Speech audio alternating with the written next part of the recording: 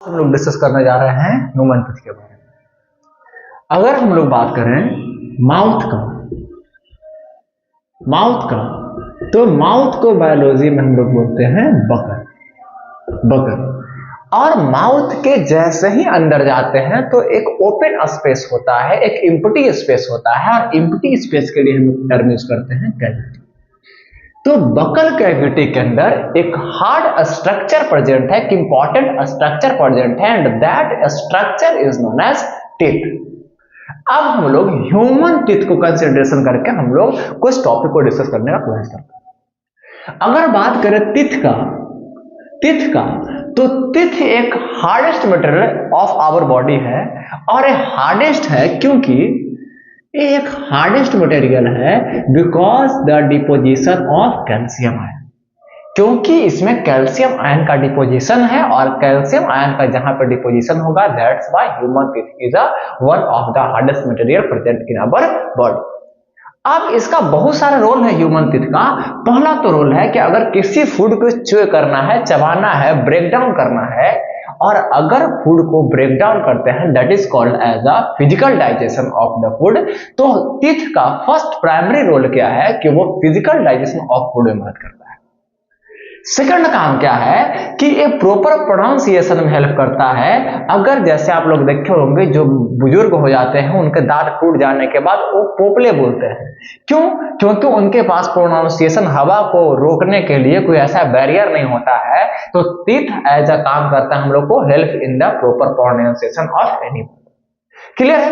अब हम लोग देखते हैं इसके बारे में। अगर ह्यूमन टीथ के बारे में बात करें तो इंटीग्रेटेड होते हैं ऊपर और नीचे के जॉ में। अगर हम लोग मानते हैं ये क्या है अपर जॉ, और इसको मानते हैं हम लोग लोअर जॉ, तो इसको हम लोग क्या करेंगे दो पार्ट में फिर से बाइफरकेट करेंगे। जैसे अपर जॉ लोअर जॉ हम लोग मिडिल से काट दिए, अब लेफ्ट साइड और राइट साइड से हम लोग देखने की कोशिश करते हैं। अब इसमें क्या होगा, इधर टीथ ऐसे प्रेजेंट होगा, इधर टीथ प्रेजेंट होगा। तो अगर ह्यूमन में टीथ की बात करें तो there is 4 type of teeth present in the human body. अब क्या है इसका कारण, क्या है इसका feature? Incisor, canine, premolar, molar. तो जो हम लोग देखेंगे तो यहां से इस तरीका से होता है, पहले इंसीजर प्रेजेंट रहेगा, फिर हमारे पास प्रेजेंट रहेगा कैनाइन, फिर प्रेजेंट रहेगा हमारा प्रीमोलर, और फिर प्रेजेंट रहेगा सेम नीचे इंसीजर, कैनाइन, प्रीमोलर, मोलर।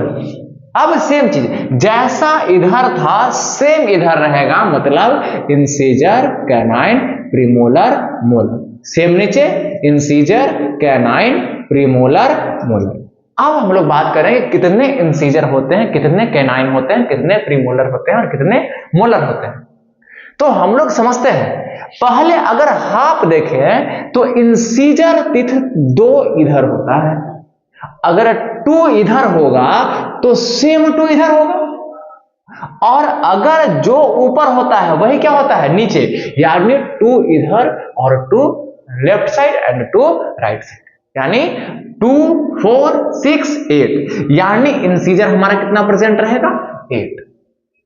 अब हम लोग बात करें कैनाइन का तो एक इधर होगा लेफ्ट साइड, एक राइट साइड होगा, एक लेफ्ट साइड होगा, एक राइट साइड होगा, same upper jaw as well as on the lower jaw.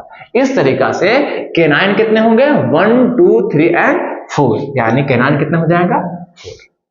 अब हम लोग बात करें किसका, प्रीमोलर का। तो प्रीमोलर कितने होते हैं 2। तो अपर जॉ में अपोजिट साइड में कितने होंगे 2, नीचे कितने होंगे 2, और इधर भी 2, तो कितने हो जाएगा फिर से 8। कितना हो गया 2 1 2। अब मोलर कितने 3, इधर भी कितने हो जाएंगे 3 एंड 3, यानी कितना हो गया 3 3 6 और 9 12, यानी मोलर कितने होंगे 12। अब हम लोग पूरा को अगर ऐड करते हैं तो पूरा का एडिशन कितना आएगा 32। अब तो हम लोग बोलते हैं कि एक एडल्ट मैन में 32 टीथ प्रेजेंट होते हैं, और इस एडल्ट में अगर जो 32% होते हैं इसको बोलते हैं परमानेंट टीथ। परमानेंट। लेकिन क्या जब बच्चा होता है वो छोटा होता है, चाइल्ड एज में होते हैं, तो क्या उसमें 32 टीथ होते हैं? नहीं होते हैं, उसमें होते हैं 20 टीथ। उसमें कितने होते हैं? 20 टीथ। और इस टीथ को हम लोग बोलते हैं मिल्क टीथ या फिर डिसिडुअस टीथ, दूध का दांत, है ना, मिल्क टीथ या फिर डिसिडुअस टीथ। और इसमें अगर हम लोग काउंटिंग करें तो क्या होता है, अगर इसमें हम लोग काउंटिंग करें कि मिल्क टीथ कितना होता है, तो इसमें इंसीजर 2 होगा, 2 2 2 2 4 6 8, यानी इंसीजर अडल्ट में भी 8 होंगे और चाइल्ड में भी 8 होगा। अब केनाइन चाइल्ड में भी 1 होगा, 1 1 चारों साइड, यानी केनाइन कितने हो जाएंगे? 4 चिल्ड्रेन में भी और 4 एडल्ट में भी। अब प्रीमोलर पे आते हैं, तो इसमें प्रीमोलर नहीं होंगे। किसमें नहीं होंगे? चाइल्ड में नहीं होंगे, यानी प्रीमोलर कितना हो गया? 0। मोलर की बात करें तो मोलर होगा 2 2 2 2। क्लियर है? तो कितने हो गया? अगर मोलर की बात करें तो मोलर हो गया 8, और अगर सबको हम ऐड करते हैं तो कितने दिखाते हैं? 20। तो ह्यूमन में, चाइल्ड में 20 टीथ को प्रेजेंट होते हैं, that is called milk teeth या डिसिडुअस टीथ। और जब इसका फॉल डाउन हो जाएगा तो सेकेंडरी टीथ आएगा, मतलब दूसरे टाइम में टीथ आएगा, and that teeth is known as permanent teeth, और इसका नंबर क्या होगा? 32। अब समझते हैं इसके फंक्शन के बारे में। अब इंसीजर का काम क्या है? कटिंग करना, कटिंग करना।